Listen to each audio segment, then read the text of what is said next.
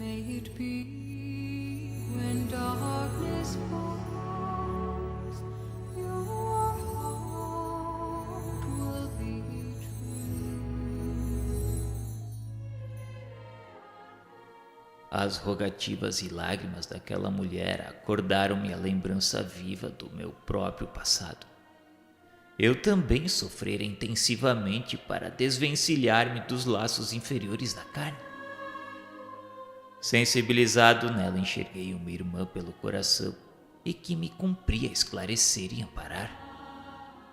Abracei-a comovido, como se o fizesse a uma filha, chorando por minha vez. E refletindo nas dificuldades de quantos empreendem a reveladora viagem da morte sem bases de verdadeiro amor e de legítimo entendimento nos corações que permanecem à retaguarda, exclamei: sim, minha irmã, farei tudo quanto estiver em minhas forças para auxiliar-te. Fixa-te em Jesus e doce esquecimento do perturbado campo terrestre te balsamizará o espírito, preparando-te para o voo às torres celestes. Serei de hora em diante teu amigo e desvelado irmão.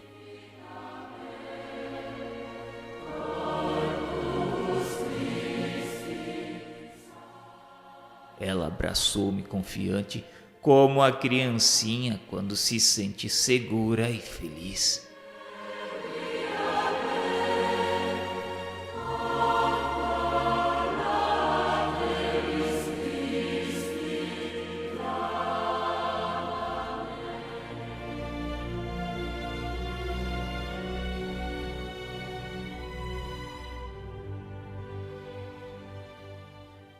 A reunião noturna aguardava-nos surpreendente alegria. Sob a doce claridade lunar, Gúbio assumiu a direção dos trabalhos e congregou-nos em largo círculo. Era efetivamente, nos menores gestos, precioso guia a conduzir-nos aos montes de elevação mental. Recomendou-nos o esquecimento dos velhos erros e aconselhou-nos a atitude interior de sublimada esperança, emoldurada em otimismo renovador, a fim de que as nossas energias mais nobres fossem ali exteriorizadas. Esclareceu que um caso de socorro, quando orientado nos princípios evangélicos, qual sucedia no problema de Margarida, é sempre suscetível de comunicar alívio e iluminação a muita gente, elucidando ainda que ali nos encontrávamos para receber a bênção do plano superior. Mas, para isso, tornava-se imperioso guardar inequívoca posição de superioridade moral, porque o pensamento em reunião qual aquela punha em jogo forças individuais de suma importância no êxito ou no fracasso do tentame. De todas as fisionomias transbordavam o contentamento e a confiança, quando o nosso orientador, erguendo a voz no cenáculo de fraternidade, rogou humilde e comovente: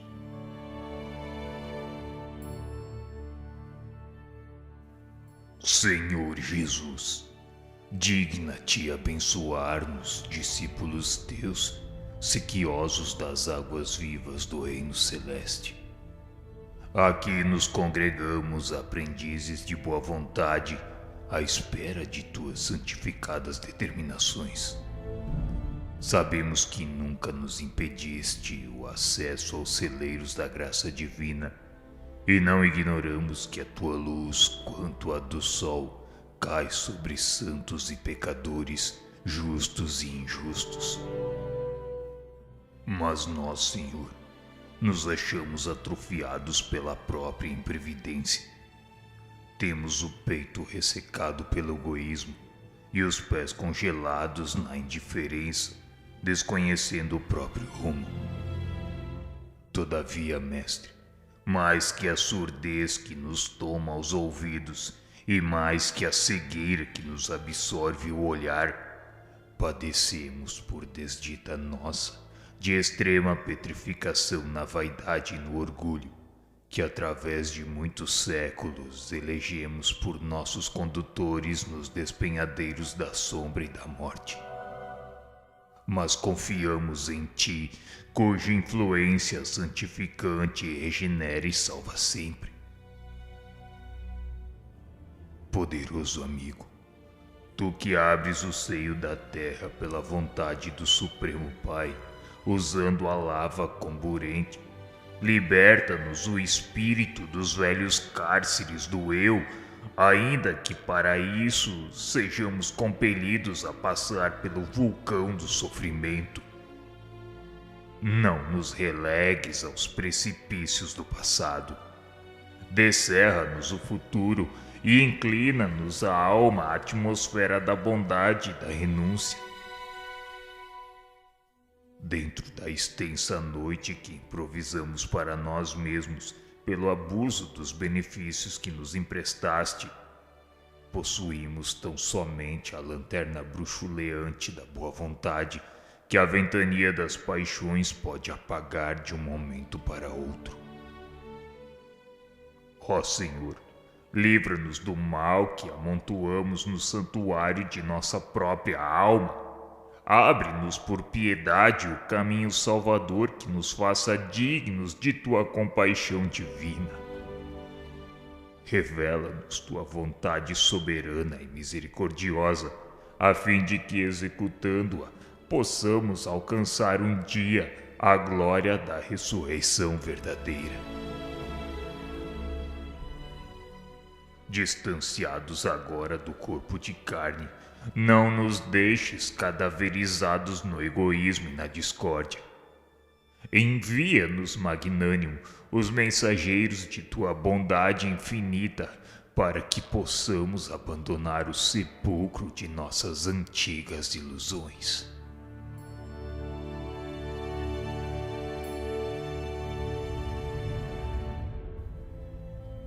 Nesse momento, as lágrimas serenas do orientador em prece receberam resposta celestial, porque verdadeira chuva de raios diamantinos começou a jorrar do alto sobre ele, como se força misteriosa e invisível ali houvesse libertado divina torrente de claridade em nosso favor. Calara-se-lhe a voz, mas o quadro sublime arrancava-nos pranto de emotividade indefinível. Não havia um só dos circunstantes sem o toque visível no rosto daquele êxtase bendito que nos assomava de assalto ao coração. O instrutor parecia vacilante, embora o halo radioso que lhe cobria gloriosamente a cabeça veneranda. Chamou-me num sopro e informou: André, você vai dirigir os trabalhos da reunião enquanto devo fornecer recursos à materialização de nossa benfeitora Matilde. Posso vê-la ao nosso lado, esclarecendo haver chegado a noite longamente esperada por seu coração materno. Antes do reencontro com Gregório, em companhia de bem-aventuradas entidades que a assistem, pretende ela visitar-nos de maneira tangível, encorajando quantos aqui hoje se candidatam ao serviço preparatório de ingresso em círculos superiores. Tremi perante a ordem, mas não hesitei. Tomei-lhe o lugar sem detença, enquanto o sábio mentor se recolhia 2 passos de nós em profunda meditação. Reparamos em silêncio que luz brilhante e doce passou a se lhe irradiar do peito, do semblante e das mãos em ondas sucessivas, semelhando-se à matéria estelar tenuíssima, porque as irradiações pairavam em torno, como que formando singulares paradas nos movimentos que lhe eram característicos. Em breves instantes, aquela massa suave e luminescente adquiria contornos definidos, dando-nos a ideia de que manipuladores invisíveis lhe infundiam plena vida humana. Mais alguns instantes e Matilde surgiu diante de nós, venerável e bela. O fenômeno da materialização de uma entidade sublimada ali se fizera prodigioso aos nossos olhos, em processo quase análogo ao que se verifica nos círculos carnais. Ante a benfeitora, diversas mulheres presentes prosternaram-se, dominadas de incoercível emoção. Atitude natural que não nos surpreendeu, porque efetivamente nos sentíamos em contato direto com um anjo glorioso em forma de mulher. A abnegada protetora endereçou à assembleia um gesto de bênção e falou em voz pausada e emocionante depois de ligeira saudação.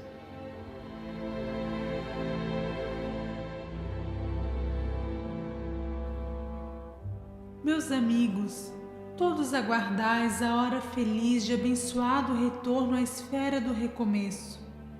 Entretanto, a dádiva do vaso de carne é inapreciável bênção divina. Matilde aconselhou que não buscassem a reencarnação tão somente pela ânsia do ouvido nos sonhos do mundo que as tentações do campo inferior poderiam transformar em pesadelo. A vida que conhecíamos até ali era o contínuo processo de aperfeiçoamento. Não bastava desejar, era imprescindível orientar o desejo na direção do bem infinito. Fez ligeira pausa e, talvez respondendo à arguição mental de muitos, prosseguiu. Não julgueis seja eu excepcional emissária do reino da luz. Sou humilde servidora, sem outro crédito perante o eterno doador que não seja o da boa vontade. Meus pés jazem ainda marcados pelo pretérito obscuro e meu coração ainda guarda cicatrizes recentes e profundas de experiências amargosas que os dias incessantes até agora não conseguiram apagar. Matilde, sempre humilde, pediu ainda para que nós não conferíssemos a ela nomes e títulos de que ela não possuía. Se julgava simplesmente nossa irmã de luta, interessada em acordar-nos para a sublimidade do futuro. Dizia ela que nosso coração é um templo que o Senhor edificou a fim de habitar conosco para sempre. Gloriosas sementes de divindade esperam-nos a harmonia e o ajustamento interiores para desabrocharem dentro de nós mesmos, arrebatando-nos as esferas resplandecentes. A aquisição das virtudes iluminativas, no entanto, não constitui serviço instantâneo da alma suscetível de efetuar-se de momento para o outro. Somos, cada qual de nós, um ímã de elevada potência ou um centro de vida inteligente, atraindo forças que se harmonizam com as nossas e delas, constituindo nosso domicílio espiritual.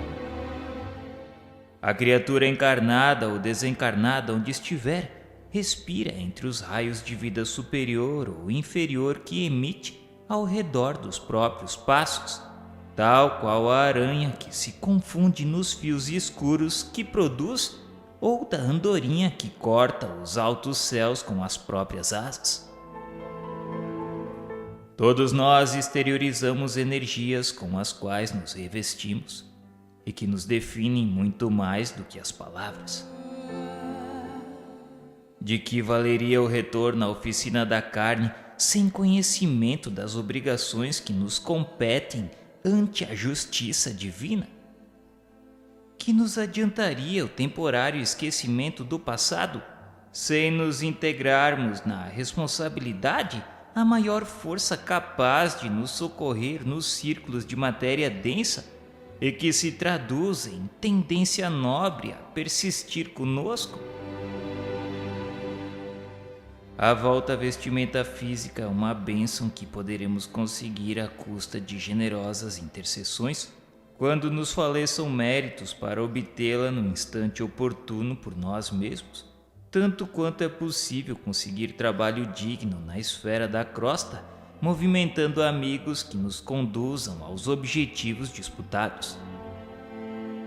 No entanto, qual ocorre a muitos encarnados que se localizam em respeitáveis quadros de serviço tão só para usarem direitos que nada fizeram pelos merecer, com flagrante abuso das leis que nos regem as ações, muitas almas procuram o santuário da carne, formulando precipitadas promessas, e nele penetram, agravando os próprios débitos.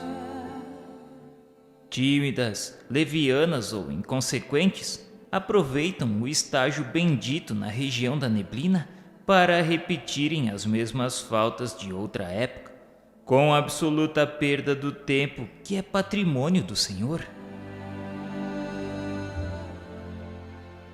Nesse momento, dentro de breve intervalo que imprimiu a alocução edificante e piedosa, Matilde estendeu-nos as mãos que despediam raios de intensa luz e exclamou maternal: Rogais o regresso à sombra protetora da carne, no propósito de desfazer os sinais desagradáveis que vos marcam a veste espiritual. Contudo, já armazenaste suficiente força para esquecer os males que vos foram causados na crosta da terra? Matilde questionava se reconhecíamos os nossos próprios erros a ponto de aceitar a necessária retificação. Será que estávamos fortalecidos de ânimo a fim de examinar as necessidades que nos eram peculiares sem aflições alucinatórias? Será que aprendemos a servir com o Cordeiro Divino até ao sacrifício pessoal na cruz da incompreensão humana, anulando na própria alma as zonas viciadas de sintonia com os poderes das trevas?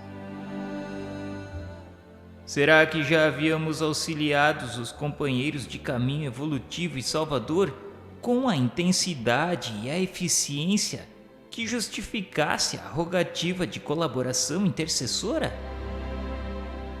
Que boas obras já haviam sido efetuadas a fim de poder rogar novos recursos do céu? Com quem contávamos para vencer nas experiências por vindouras? Porventura acreditávamos que o lavrador recolheria sem plantar? Será que já tínhamos armazenado bastante serenidade e entendimento no coração, de modo a não nos intoxicar amanhã no plano físico, sob o bombardeio sutil dos raios pardos da cólera, da inveja ou do ciúme nefasto? Permanecíamos convencidos de que ninguém se aquecerá ao sol divino sem abrir o próprio coração às correntes da luz eterna. Acaso ignorávamos que era preciso igualmente trabalhar para que se merecesse a bênção de um templo carnal na terra? E que amigos foram beneficiados a nosso favor para pedir-lhes a ternura e o sacrifício da paternidade e da maternidade no mundo em nosso favor? Matilde falou que não era para se iludir. Somente as criaturas primitivas nos círculos selvagens da natureza conheciam por agora a semi-inconsciência do viver por se abeirarem ainda dos reinos inferiores. Recebem a reencarnação quase ao jeito dos irracionais que aperfeiçoam instintos para ingressarem mais tarde no santuário da razão. Para nós, porém, senhores de vigorosa inteligência, que já respiramos em centenas de formas diversas, que já atravessamos vários climas evolutivos, ofendendo e sendo ofendidos, amando e odiando, acertando e errando, resgatando débitos e contraindo-os. A vida não pode resumir-se a mero sonho, como se a reencarnação constituísse simples processo de anestesia da alma. É indispensável, pois que nos refaçamos aprimorando o tom vibratório de nossa consciência, alargando-a para o bem supremo e iluminando-a à claridade renovadora do Divino Mestre.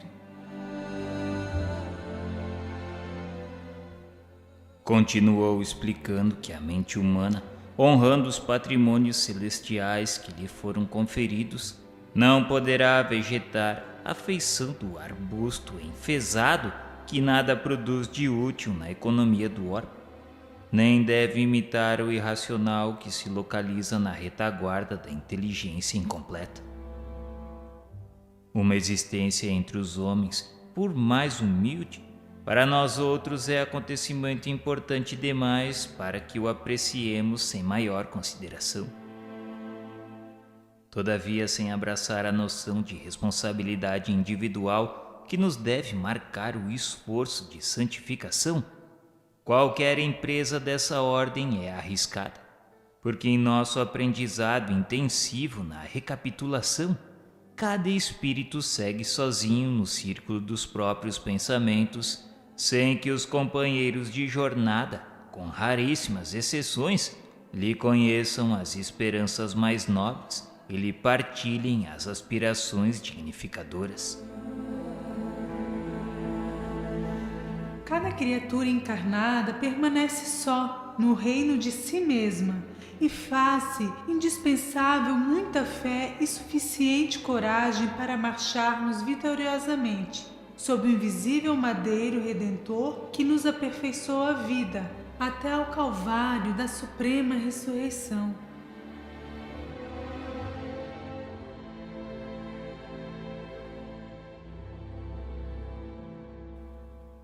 Nesse instante, Matilde fez mais longa pausa na alocução, com que nos enriquecia aquela hora de sabedoria e luz, e acercou-se de Gúbio, prostrado e palidíssimo.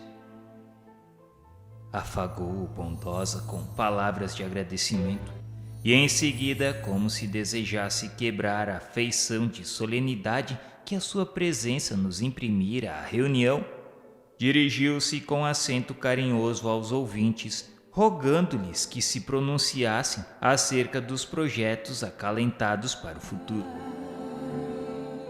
Vozes de gratidão elevaram-se comovidas. Um cavalheiro de olhos fulgurantes destacou-se e foi claro na consulta. Disse gravemente que fora duplamente homicida na derradeira romagem terrestre. Expirou muitos anos no corpo carnal, como se fora a pessoa mais tranquila do mundo, não obstante trazer a consciência tisnada de remorso e as mãos enodoadas de sangue humano. Contou que ludibriou quantos lhe acercavam através da máscara da hipocrisia.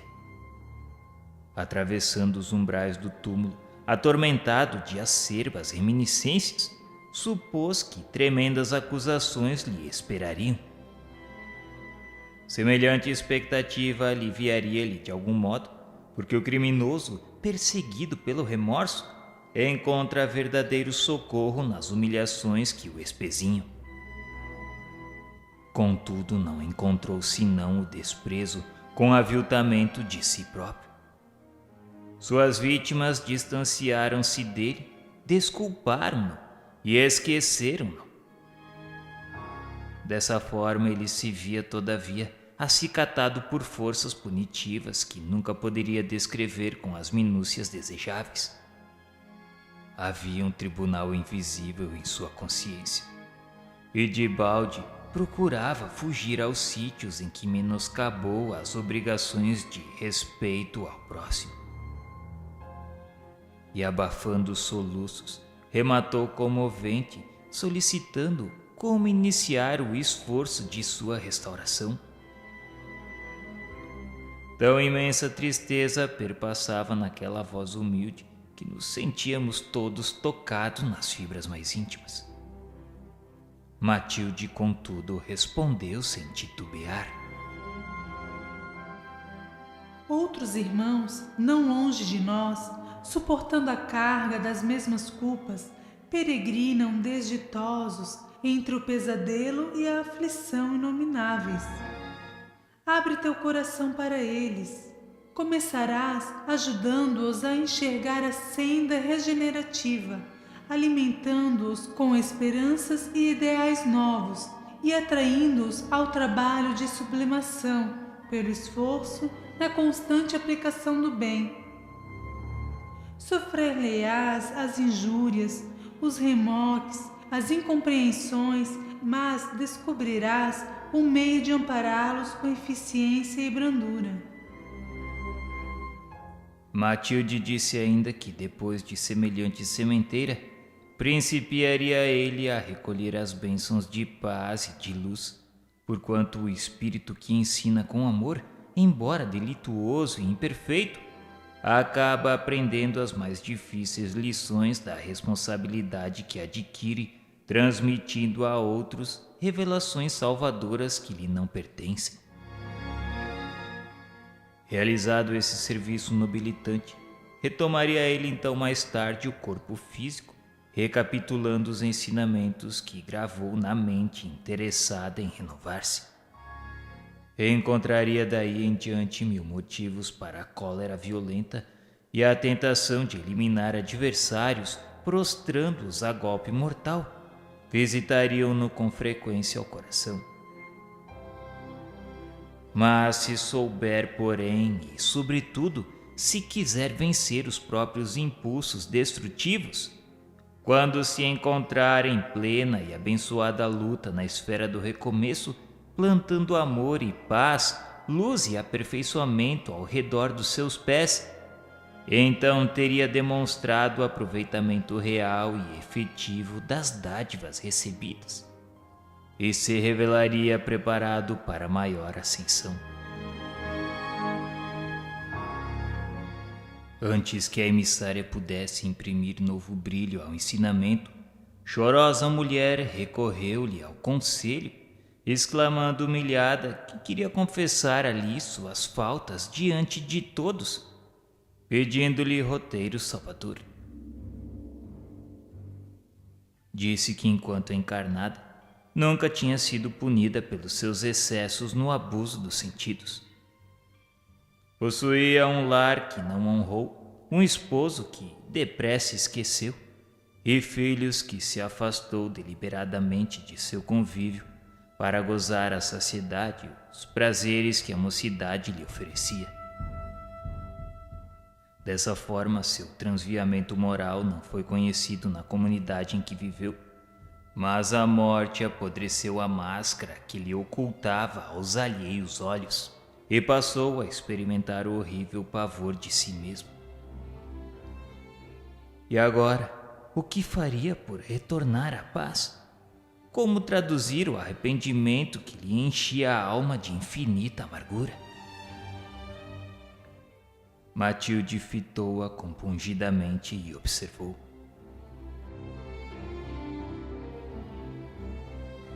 Milhares de seres, despojados da roupagem fisiológica, estertoram em zona próxima sob o guante cruel das paixões a que se algemaram invigilantes.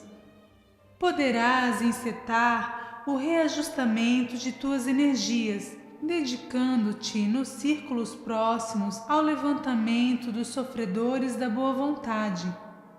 Com o esquecimento de ti mesma, arrebatarás muitos espíritos, cadaverizados no abuso, aos pântanos de dor em que se debatem.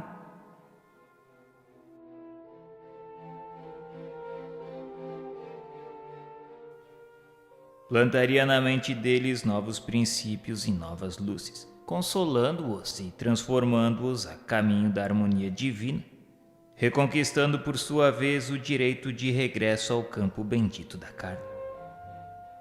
Então, reconduzida à abençoada escola terrestre, receberia talvez a prova terrível da beleza física, a fim de que o contato com as tentações da própria natureza inferior lhe retemperasse o aço do caráter, se conseguisse manter fidelidade suprema ao amor santificante.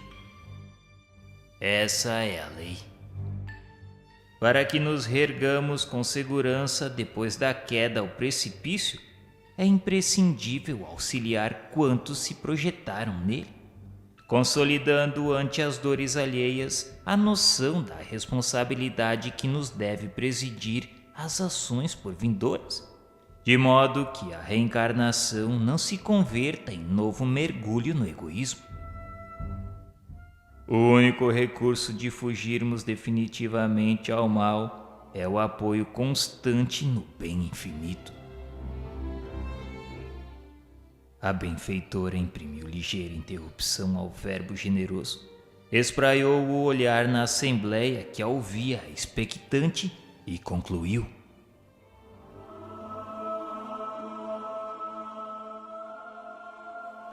E que nenhum de nós admita o acesso fácil aos tesouros eternos, tão só porque atualmente nos vejamos libertos das cadeias beneméritas do corpo de carne.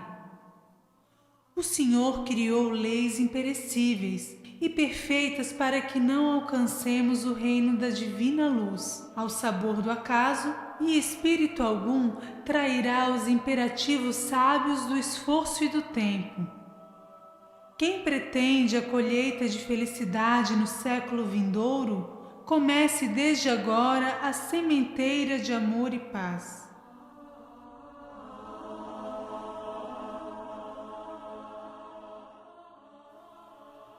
Nesse momento entregou-se Matilde à maior parada.